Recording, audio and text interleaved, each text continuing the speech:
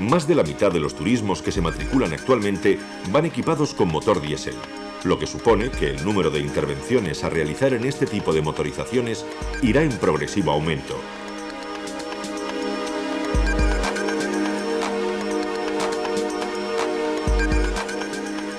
La gran demanda de vehículos diésel y su desenfrenada evolución tecnológica obliga a los profesionales a afrontar un continuo reciclaje tanto de sus conocimientos como de sus hábitos de trabajo, de forma que puedan estar convenientemente informados, fundamentalmente, en lo que respecta a los nuevos equipos de alimentación.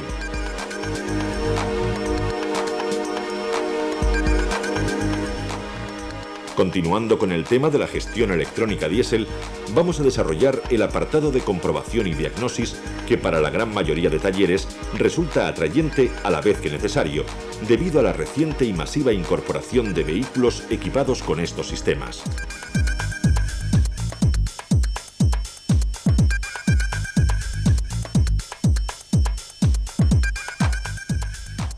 Para empezar, debemos asegurarnos que el circuito hidráulico de alimentación se encuentra en perfectas condiciones, ya que aun siendo la electrónica la protagonista indiscutible, bajo ningún concepto deberemos olvidarlo, debido a que puede ser el causante de fallos que podríamos confundir y relacionar con la propia bomba o su circuito electrónico de control.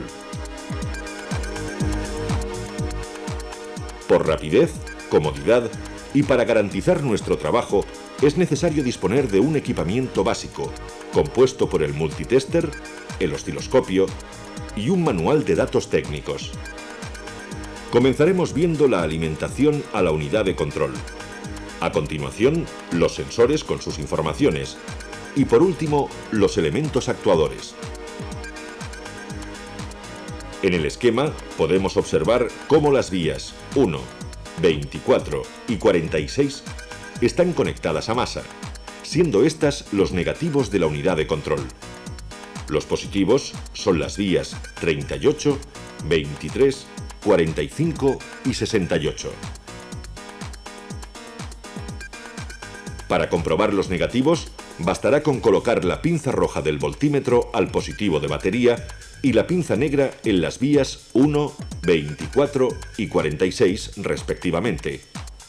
La tensión en los tres casos debe ser igual que la de batería. Para comprobar los positivos, colocaremos la pinza negra a masa y la roja al 38. Accionamos el contacto y tomamos lectura. Para las vías 23, 45 y 68 utilizaremos el mismo procedimiento. En el esquema se puede apreciar que la alimentación de estas tres vías se realiza a través de un relé que en la mayoría de los casos se activa accionando el contacto. No obstante, existe algún modelo en el que será necesario accionar el arranque para que el relé pueda ser activado por la unidad de control. A continuación, pasaremos a verificar los transmisores o sensores de información, empezando por el de revoluciones, en el que comprobaremos, en primer lugar, su resistencia.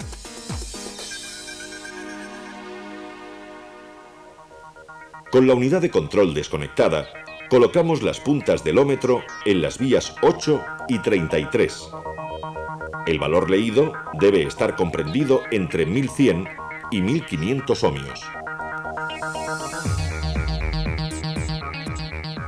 En el esquema podemos apreciar un símbolo que envuelve a los dos cables del captador y que está conectado a masa.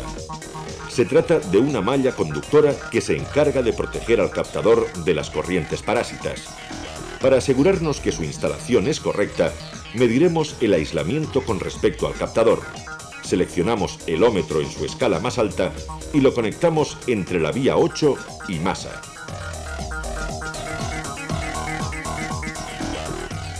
Pero antes de realizar dicha conexión, conviene que nos detengamos en un detalle. Observe en el esquema que la vía 8 del captador, a través de su propio bobinado, se comunica con el medidor de aire y este además tiene una conexión a masa. Por lo tanto, para protegerlo y poder efectuar una medición correcta, será necesario desconectarlo. Ahora, podemos realizar la medición y observar que la lectura indica aislamiento del circuito.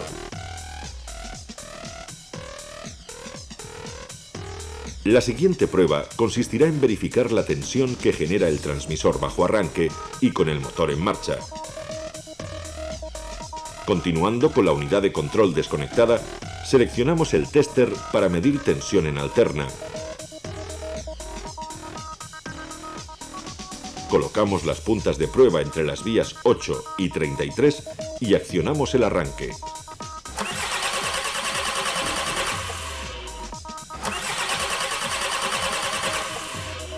La tensión leída debe ser de aproximadamente 800 milivoltios. A continuación, conectamos la unidad de control. Con las puntas de pruebas en la misma posición, ponemos el motor en marcha y observamos que la tensión aumenta progresivamente a medida que lo hace el régimen de revoluciones.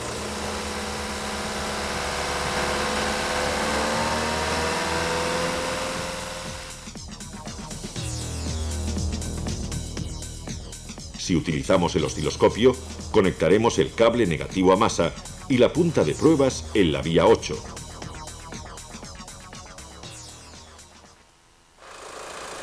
Con el motor en marcha, observaremos una señal alterna que aumentará de valor y frecuencia a medida que vayamos acelerando.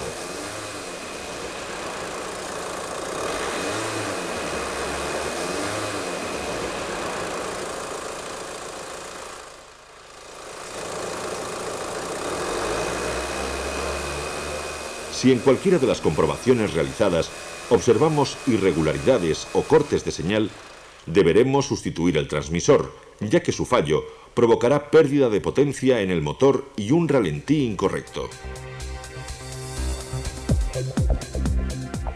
El siguiente elemento que vamos a comprobar es el transmisor de inicio de inyección, también llamado sensor de la carrera de la aguja. Empezaremos midiendo su resistencia, por lo que deberemos colocar las puntas del ómetro entre las vías 11 y 12. El valor leído debe estar entre 90 y 150 ohmios.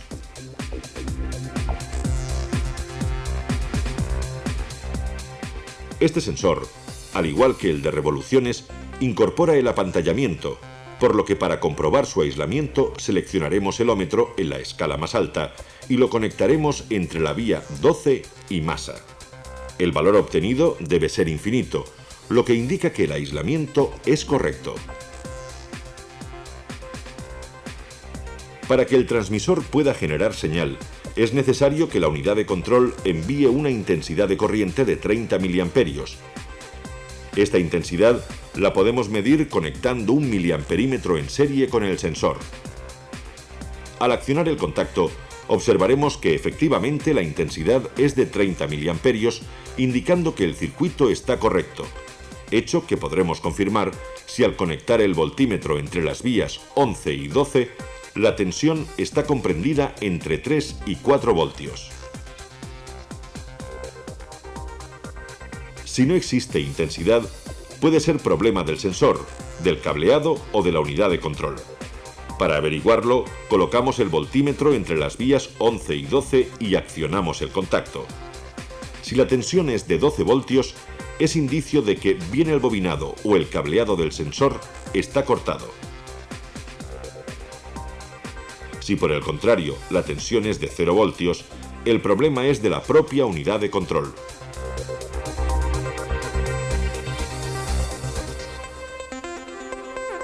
La siguiente verificación la realizaremos con el osciloscopio, de forma que podamos visualizar la señal generada durante el desplazamiento de la aguja.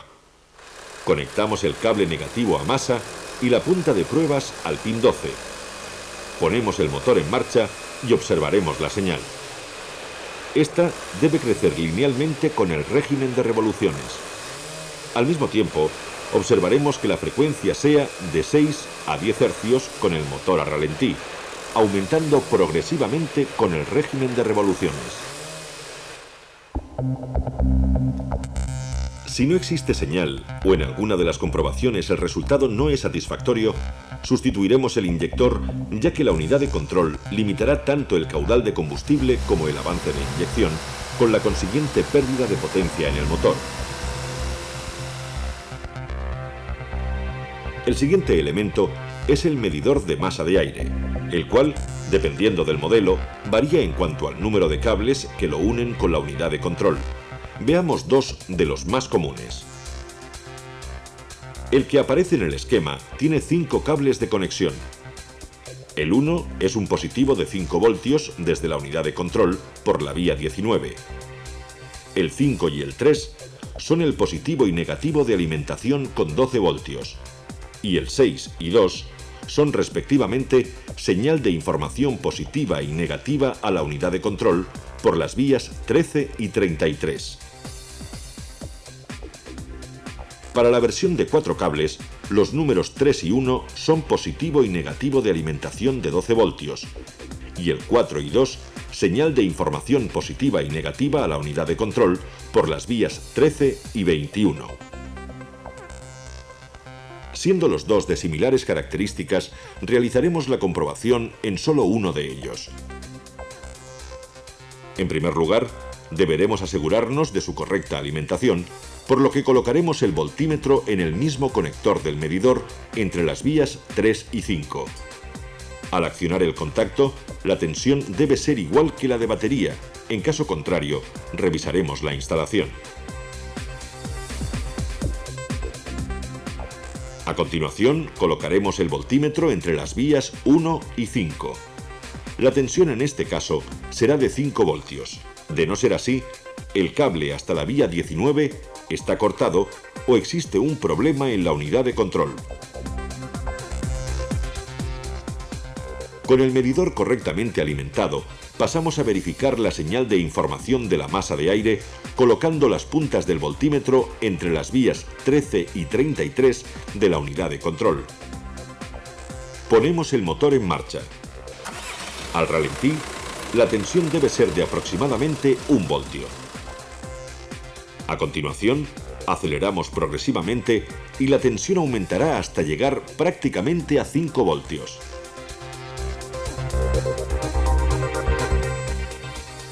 Si la comprobación la hacemos con el osciloscopio, debemos colocar el cable negativo a masa y la punta de pruebas en la vía 13. Realizamos varias aceleraciones y observamos en la pantalla una curva que oscila desde 1 a 5 voltios. Si observamos alguna irregularidad o corte durante el desarrollo de la curva, procederemos a sustituir el medidor de aire, ya que al detectar el fallo, la unidad de control reduce el límite de presión de soplado del turbo, a la vez que suprime el sistema de recirculación de gases de escape. Entre el acelerador y la bomba inyectora se encuentra el sensor de posición del pedal acelerador, que dispone de un conector de 5 vías, aunque en algunos casos es de 6. La primera comprobación la vamos a realizar sobre dicho conector para verificar la tensión de alimentación al potenciómetro. Colocamos las puntas del voltímetro entre las conexiones 2 y 3. Accionamos el contacto y la tensión debe ser de 5 voltios. Si no existe tensión, verificar el cableado o la unidad de control.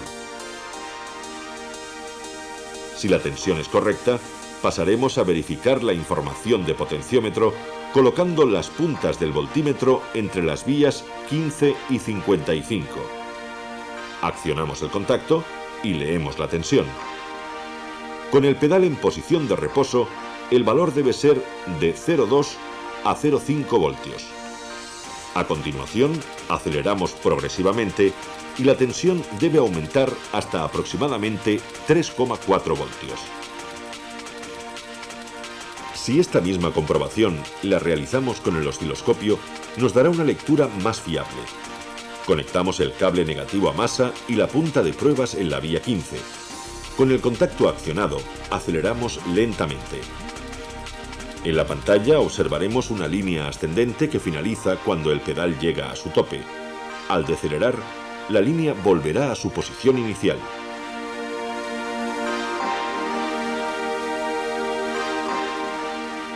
Si observamos algún fallo en la medición, será necesario sustituir el transmisor. Cuando la unidad de control detecte el fallo, activará la fase de emergencia, dejando un ralentí acelerado de 1300 revoluciones. En este caso, el motor no obedecerá a la solicitud de carga.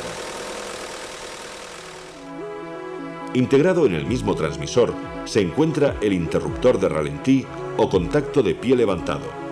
Su información a la unidad de control la comprobaremos conectando el voltímetro entre la vía 65 y masa. Con el pedal en posición de reposo y el contacto accionado, la tensión debe ser de 0 voltios y al desplazarlo más de 9 grados, la tensión será de 2,5 a 3,5 voltios. Si utilizamos el osciloscopio, colocaremos el cable negativo a masa y la punta de pruebas en la vía 65.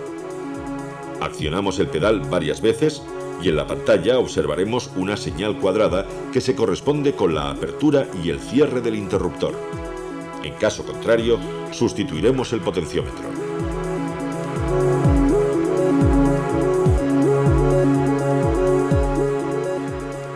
Instalado en la parte superior de la bomba se encuentra el captador de posición de la corredera reguladora de caudal. La primera comprobación que le vamos a realizar es la medición de la resistencia de sus dos bobinas. Como la vía 7 es común para ambas, colocaremos las puntas de prueba entre esta vía y la 29 y a continuación entre la vía 7 y la 52. Los dos valores deben estar comprendidos entre 6 y 7 ohmios. A continuación comprobaremos la tensión colocando el voltímetro entre la vía 7 y masa. Con el contacto accionado, el valor debe estar comprendido entre 2 y 3 voltios. Es muy importante asegurarnos que la frecuencia de salida para las dos bobinas sea la misma. Esta comprobación la realizaremos utilizando el tester en posición de frecuenciómetro y colocando las puntas de prueba entre 29 y masa. A continuación, entre 52 y masa. Con el contacto accionado, observaremos que en ambas bobinas existe una frecuencia de 10.000 Hz. Por último, y con la ayuda del osciloscopio, verificaremos las señales de salida. En primer lugar, comprobaremos la señal fija conectando el cable negativo a masa y la punta de pruebas a la vía 29. Al arrancar el motor, observaremos una onda senoidal, cuya tensión y frecuencia deben permanecer invariables al realizar una aceleración.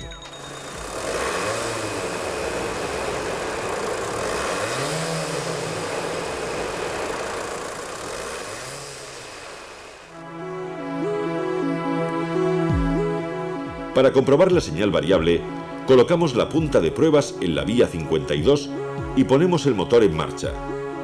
Al acelerar, observaremos cómo la onda senoidal varía su amplitud. Por el contrario, la frecuencia debe permanecer fija.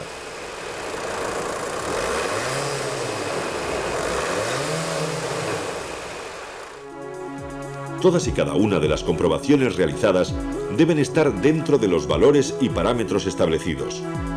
En el caso de observar discrepancias en alguna de ellas, será necesario sustituir el transmisor, ya que si la señal es incorrecta, el motor tendrá un fallo muy acusado, llegando incluso a pararse si no existe señal.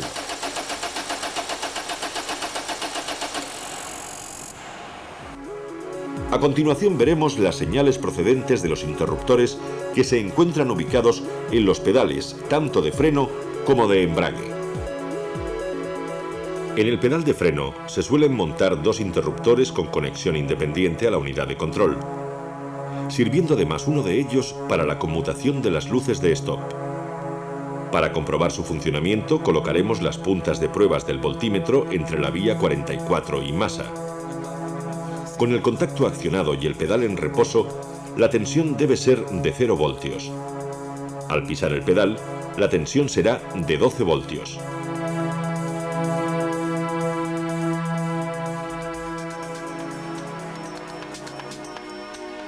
Para verificar el otro interruptor, mantendremos la punta negra a masa y cambiaremos la punta roja a la vía 20.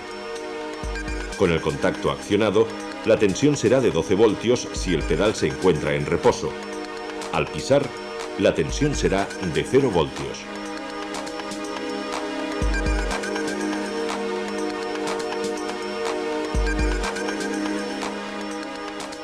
La misma prueba la podemos realizar conectando el osciloscopio entre 20 y masa y 44 y masa. En la pantalla aparecerá reflejada la señal de apertura y cierre del circuito correspondiéndose con el accionamiento del pedal. El interruptor del pedal del embrague tiene una comprobación similar a las que acabamos de realizar. Con el contacto accionado, colocamos las puntas del voltímetro entre las vías 17 y masa. Si el pedal está en posición de reposo, la tensión será de 0 voltios. Al accionarlo, cambiará a 12 voltios. Con el osciloscopio conectado entre la vía 17 y masa y el contacto accionado, pisamos repetidas veces el pedal de embrague. En la pantalla aparecerá la señal cuadrada correspondiente a la apertura y cierre del interruptor.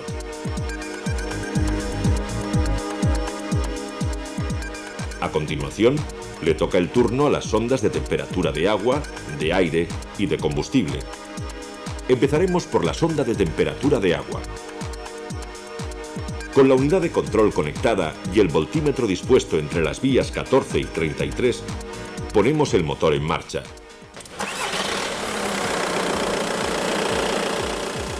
Con la temperatura del líquido refrigerante a 20 grados, la tensión debe ser de aproximadamente 3 voltios. Y a medida que va aumentando la temperatura, la tensión debe disminuir progresivamente hasta llegar a aproximadamente 1 voltio cuando la temperatura sea de 85 grados. En el sensor de temperatura del aire de admisión realizaremos las mismas comprobaciones. Colocaremos las puntas del voltímetro entre las vías 64 y 33. Accionamos el contacto y tomamos lectura del valor de tensión, que debe ser de aproximadamente 3 voltios con una temperatura de 20 grados. Por último, verificaremos el sensor de temperatura de combustible. Para ver la tensión de información, conectaremos la unidad de control, colocaremos el voltímetro entre las vías 63 y 33 y accionaremos el contacto. Con temperaturas del combustible cercanas a los 10 grados, la tensión será de aproximadamente 3,7 voltios y de 1,5 voltios si la temperatura está próxima a los 60 grados. En caso de fallo, la señal del sensor es sustituida por un valor fijo de 40 grados.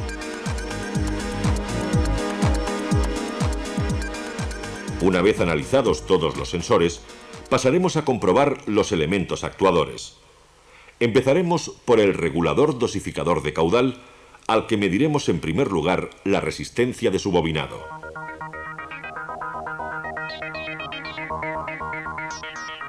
Con la unidad de control desconectada, colocaremos las puntas del ómetro entre las vías 4 y 23, 5 y 23 y finalmente entre 49 y 23. En los tres casos, el valor de la resistencia debe ser de 1 ohmio. A continuación conectamos la unidad de control. Y en el conector de la bomba colocamos el voltímetro entre el pin de alimentación y masa. Al accionar el contacto, la tensión debe ser igual que la de batería. Seguidamente comprobaremos la señal de mando de la unidad de control. Con el téster seleccionado en posición de frecuenciómetro y las puntas de pruebas entre las vías 4, 5 o 49 y masa, ponemos el motor en marcha. La frecuencia oscilará de 200 a 900 Hz en función del caudal necesario en cada momento.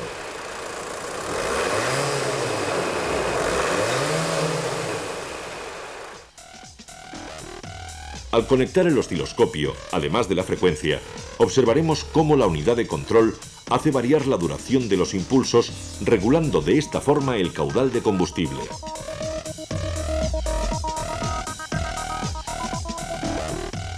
Si se produce una avería en el regulador dosificador, la corredera impide que se alcance la presión necesaria para la apertura de los inyectores.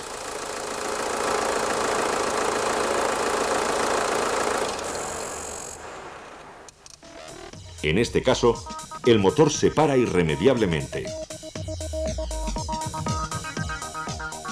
El segundo actuador que vamos a verificar es la electroválvula de avance.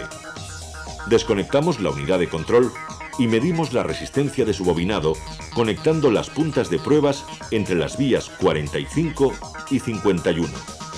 El valor debe estar comprendido entre 14 y 25 ohmios. Para medir la tensión de alimentación, conectamos la unidad de control, accionamos el contacto y colocamos el voltímetro entre el cable de alimentación y masa. La tensión debe ser igual que la de batería. A continuación, con el osciloscopio conectado entre la vía 51 y masa, verificamos la señal de mando. Si lo mantenemos al ralentí, observaremos cómo existe una proporción del 50% entre la activación y la desactivación de la señal. Al acelerar, el porcentaje de conexión a masa aumenta de forma rápida, descendiendo a continuación hasta un 40%.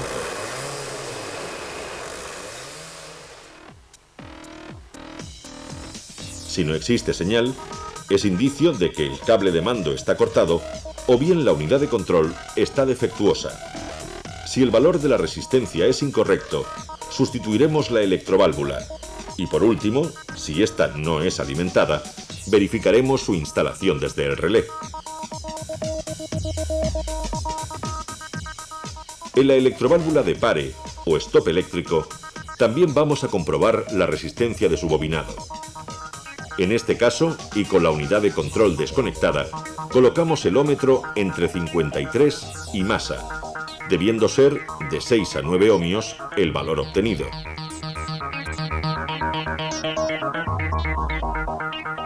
El siguiente paso consistirá en verificar la tensión de alimentación colocando el voltímetro entre la conexión de la electroválvula y masa.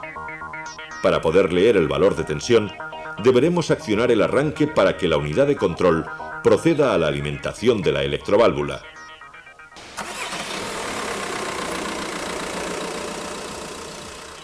En cualquier caso, el voltímetro deberá indicar la tensión de batería. El circuito de calentamiento está formado básicamente por la unidad de control, el relé y las bujías de incandescencia. Su actuación la podemos observar colocando el voltímetro entre el cable de alimentación de las mismas bujías y masa.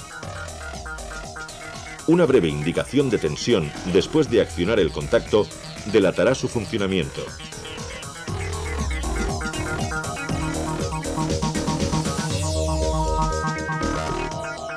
Sin embargo, debemos tener en cuenta que el funcionamiento de este dispositivo está relacionado con la temperatura del líquido refrigerante, y si esta es superior a 15 grados, el sistema de calentamiento no se activa. No obstante, si el valor de temperatura está dentro del margen de utilización y el dispositivo de precalentamiento no funciona, verificaremos en primer lugar si la unidad de control excita al relé del sistema, colocando las puntas del voltímetro entre un positivo y la vía 50. Al accionar el contacto, observaremos que la tensión es la misma que la de batería, desapareciendo este valor en breves segundos dependiendo de la temperatura.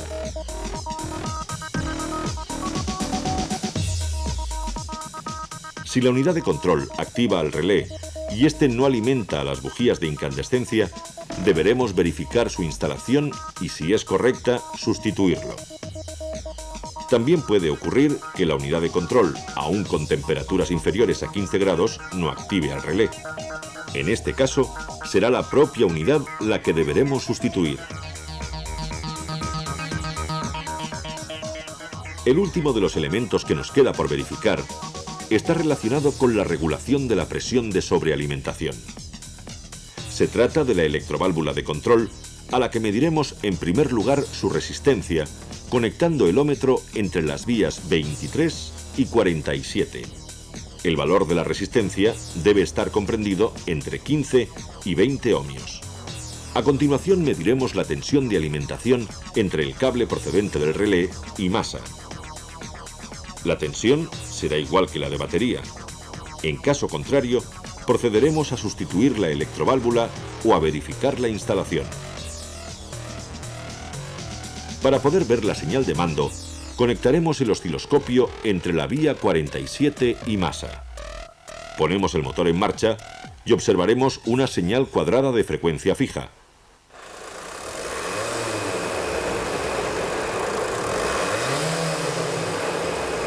Al acelerar, el porcentaje de conexión a masa debe variar y la frecuencia mantenerse con un valor fijo.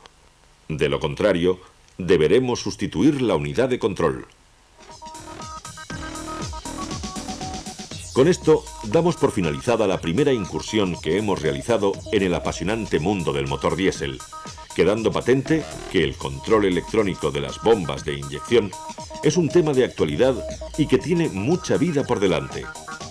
De cualquier modo, si lo que se pretende es estar formado e informado, deberemos tener muy en cuenta los radicales cambios, sobre todo en lo que respecta al sistema de alimentación diésel, como muy bien están demostrando la mayoría de las marcas al incorporar el sistema denominado Common Rail.